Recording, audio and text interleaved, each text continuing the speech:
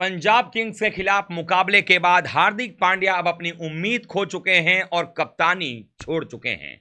और अब मुंबई इंडियंस को रोहित ही पहुंचाएंगे प्लेऑफ में। काई और जसप्रीत बुमराह पर अब है खास जिम्मेदारी। क्या है वो पूरी कहानी?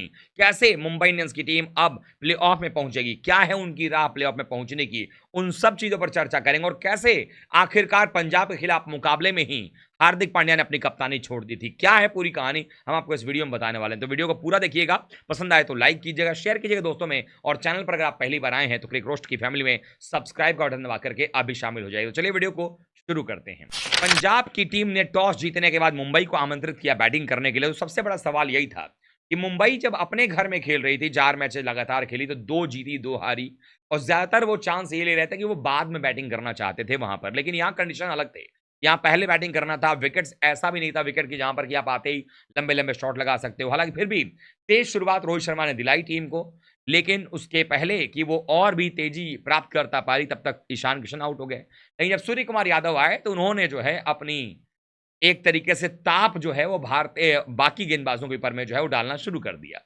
और दोनों ही बल्लेबाजों ने मिलकर के एक पार्टनरशिप बिल्ड की। सूर्य कुमार यादव ने जबरदस्त बल्लेबाजी करते हुए 53 गेंदों में 78 की पारी खेल दी। हालांकि रोहित शर्मा भी अपने अर्धशतक के करीब पहुंचे, लेकिन वो चूक गए।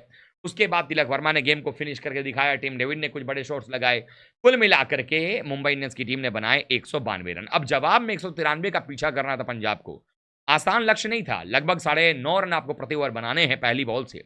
और जब आपके टीम के 50 रन के अंदर 4 विकेट और पहले 10 ओवर में आपके 6 विकेट चले जाएं, और अभी भी आपको लगभग पौने 12 रन प्रति ओवर बनाना होगा अगले 10 ओवर तक, जबकि 6 विकेट आपके जा चुके हों, और 2 नौसिखिए बल्लेबाज यानी 2 नए बल्लेबाज, अनकैप्ड बल्लेबाज अगर शशांक सिंह और आशुतोष शर्मा की जोड़ी मैदान पर हो, तो आप बहुत उम्मीद नहीं लगा सकते कि भाई ये टीम, ये प्लेयर कितना कर पाएंगे। लेकिन फिर भी इन दोनों बल्लेबाजों ने ना सिर्फ पार्टनरशिप बिल्ड की, बल्कि वो रन रेट मेंटेन किया जो जरूरत था।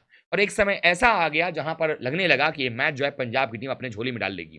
पहले 10 ओवर में 2 ओवर गेंदबाजी जो है बुमराह से करवाई गई थी, उन्होंने विकेट्स निकाले थे। उसके बाद उन्होंने अंतिम 2 ओवर किए, विकेट्स तो ज्यादा नहीं ले पाए वहां पर, लेकिन जिस तरीके की गेंदबाजी उन्होंने की उससे असर पड़ा मैच के ऊपर में। हालांकि आकाश मडवाल का एक ओवर ऐसा भी था, पारी का 16वां या 15वां ओवर, जहां पर 24 रन आ गए थे, और वहां से इक्वेशन बिल्कुल आसान हो गया था। इवन एक समय ऐसा भी आ गया था जहां 18 गेंदों में 28 बनाने थे, और बुमराह का ओवर बचा हुआ नहीं था, क्योंकि कप्तान को जल्दबाजी थी वहां पर। ऐसे में जब 17 ओवर बीत गया, वहीं पर हार्दिक पांड्या ने अपनी कप्तानी का तिलांजलि दे दिया, वहीं पर कप्तानी उन्होंने छोड़ दी। कैसे छोड़ी और क्या कहानी हुई तो आपको बताएंगे, लेकिन आपको मैं 2 तस्वीर दिखाता हूं। ये तस्वीर से आपको साफ हो जाए कैसे हार्दिक पांड्या ने सरेंडर बोल दिया अपनी कप्तानी के अंदर में, और उन्होंने कहा कि रोहित भैया आप ही बचा लो, क्योंकि अगर ये मैच हार गया तो सबसे बड़ी बदनामी तो होगी कि जीता हुआ मैच आप हार रहे हो। तो ये देखिए तस्वीर जरा, आपको 2 तस्वीर दिख रही होगी, ऊपर और नीचे। पहली नीचे तस्वीर देखिए, क्या हो रहा है, यहां पर रोहित आ रहे हैं, हार्दिक मिड ऑफ से आ रहे हैं, और यहां पर जो है आकाश मडवाल बातचीत कर रहे हैं। आकाश मडवाल का चेहरा आप देखिए ध्यान से, वो हार्दिक से बात नहीं कर रहे हैं, वो बात कर रहे हैं रोहित से। पहले आपने देखा, और रोहित कुछ कहते हुए वहां पर आए हैं। उसके बाद ऊपर में रोहित शर्मा कुछ कह रहे हैं। रोहित शर्मा कह क्या रहे हैं कि आपको कौन सी फील्ड चाहिए इस समय बताइए, क्योंकि वो पारी का ऐसा ओवर था, आखिरी ओवर था, जहां पर कि आपको 12 रन ही मात्र बनाने थे जीत के लिए, और बन सकते थे। लेकिन वो वहीं पर बात हो रही थी, हमें यहां फील्डर चाहिए, ऐसे फील्डर चाहिए, क्योंकि अंतिम 2 ओवर में स्लो ओवर रेट की वजह से पेनल्टी के तौर पर एक खिलाड़ी एक्स्ट्रा अंदर रखना था। यानी कि बाउंड्री रोप पर जो 5 खिलाड़ी सीमा रेखा पर होते हैं, अंतिम वो 6 ओवर के बाद अगर देखा जाए, वहां पर 4 ही प्लेयर थे, यानी कि एक इलाका खाली था। तो ऐसे में ये कभी भी दिक्कत हो सकती थी। पहली बॉल वाइड भी जा चुकी थी। यहां रोहित शर्मा बातचीत कर रहे हैं मडवाल से, मडवाल हार्दिक की तरफ ध्यान भी नहीं दे रहे हैं। और ये पूरे मैच में दिखा है किस तरीके से रोहित शर्मा को, अब हार्दिक को लगने लगा कि ये मैच हमारे हाथ से निकल जाएगा, कहीं मैं फंस ना जाऊं। उन्होंने रोहित को इनर सर्कल में रखा, उनसे बातचीत लगातार की कि भैया आप बचा लो, नहीं तो फिर कुछ नहीं होने वाला है। तो यहां पर जो है बीच मैच में ही रोहित शर्मा ने अपनी कप्तानी छोड़ दी। इससे ये लग रहा है कि भैया अगर आप बीच मैच में कप्तानी छोड़ रहे हो और हर बार आप हतोत्साहित हो जा रहे हो, तो इसका मतलब है कि आप ये कप्तानी करने का कोई मतलब है नहीं। आप कप्तानी छोड़िए और किसी और की तरफ कप्तानी आप ट्रांसफर कर दीजिए, ताकि टीम और भी अच्छे तरीके से खेले। क्योंकि जिस तरीके से मुंबई की टीम के पास 192 रन थे, 77 पर 6 विकेट उन्होंने निकाल लिए थे, उसके बावजूद ऐसे परिस्थिति में मैच को नहीं जाने देना चाहिए था। और बुमराह के रहते हुए अगर इस टीम की यह हालत है, जबकि पिछले साल रोहित की कप्तानी में बुमराह के ना रहते हुए ये टीम जो है प्लेऑफ तक गई थी और कोई ज्यादा हो हल्ला या बहुत ज्यादा दिक्कत नहीं हुआ था। तो अब बुमराह के रहते हुए अगर अपोजिशन चेस करने चली जा रही है, तो आप समझिए कि थोड़ी अगर मजबूत टीम, और वो भी आप जीत किससे रहे हैं, पंजाब जैसी टीम से, दिल्ली जैसी टीम से, आरसीबी जैसी टीम से, और ये तीनों टीमें आपकी जो जीत आई है ये तीनों जीत आपके इस पूरे प्रतियोगिता के जो बाकी आपके अलावा जो 9 टीमें हैं उनमें के 3 घटिया टीमों से आपके आए हैं। बाकी 6 टीमों में आप जीते नहीं हैं। आप एसआरएच से नहीं जीत पाए, आप चेन्नई से नहीं जीत पाए, आप जो है बाकी और टीम से आप गुजरात से नहीं जीत पाए। तो ऐसे में आपका लग रहा है कि परफॉर्मेंस जो है उतना सही नहीं हो रहा है। अब जरा पॉइंट्स टेबल पर नजर डालते हैं क्या हुआ है। पॉइंट्स टेबल आप देखेंगे आपको नजर आएगा कि पंजाब की टीम जो है अब 9वें नंबर पर आ गई। आरसीबी सबसे लास्ट पे थी, है, रहेगी। जीटी वहां पर 8 पे, और जीटी को खिसका करके, क्योंकि जीटी का नेट रन रेट जो है बहुत -1.30 था, तो चूंकि पॉइंट्स के आधार पर तो जीटी और एमआई दोनों बराबरी हैं, लेकिन एमआई 8 पे खिसका 7 पे गई है। अब दिल्ली के पास भी 6 अंक है सेम मैच में, 7-7 मैच हैं जीटी, एमआई और डीसी ने खेले हैं, लेकिन क्योंकि नेट रन दिल्ली का अच्छा है, माइनस में ही है लेकिन अच्छा है एमआई से, तो वो उसके ऊपर में 6 पर है। उसके ऊपर भी अगर आप देखें तो 6 मैच में 6 अंक के साथ एलएसजी जो है 5 पे बैठी हुई है, और टॉप 4 की तो एक अलग ही लीग चल रही है उनकी।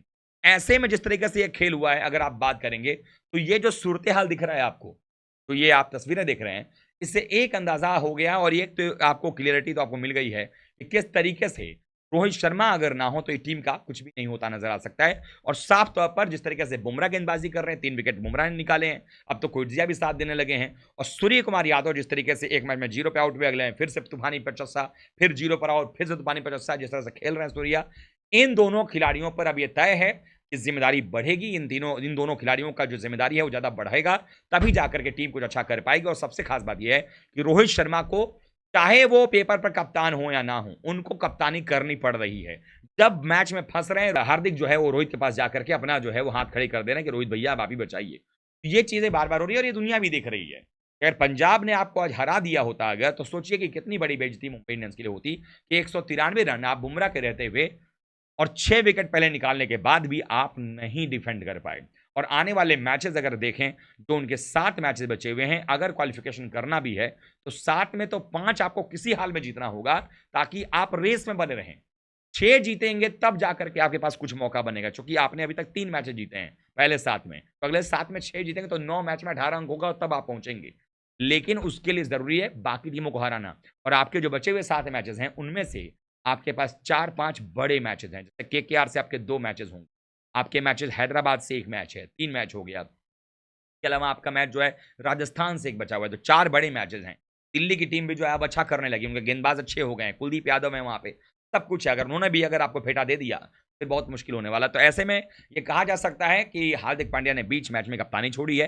मुझे लगता है कि बीच आईपीएल कप्तानी छोड़ देनी चाहिए, जिस तरह से वो कप्तानी कर रहे हैं। कोई हेट नहीं है, लेकिन हाँ, अगर आपको कप्तानी करने का शौक था, अगर आपको रोहित शर्मा को कप्तान बनते नहीं देखना था और आप खुद कप्तानी करने वाले थे, तो फिर आप रोहित के पास में क्यों सलाह मशविरा करने जा रहे हैं? नहीं जाना चाहिए था, आप कप्तानी करते। लेकिन जब आपसे नहीं संभल रहा है तो अभी भी इज्जत बचाने का पूरा चांस है कि आप कप्तानी बीच आईपीएल में कह दीजिए कि रोहित आप खुद ही करिए, तो ज़्यादा बेहतर होगा। आप क्या सोचते हैं कमेंट करके बताइएगा। वीडियो को लाइक कीजिएगा, शेयर कीजिएगा, और चैनल पर अगर आप पहली बार आए हैं तो एक रोस्ट की फैमिली में सब्सक्राइब का बटन दबा करके अभी शामिल हो जाइएगा। तो मिलते हैं किसी और वीडियो के साथ, तब तक के लिए आप सभी का बहुत बहुत धन्यवाद। थैंक यू सो मच दोस्तों।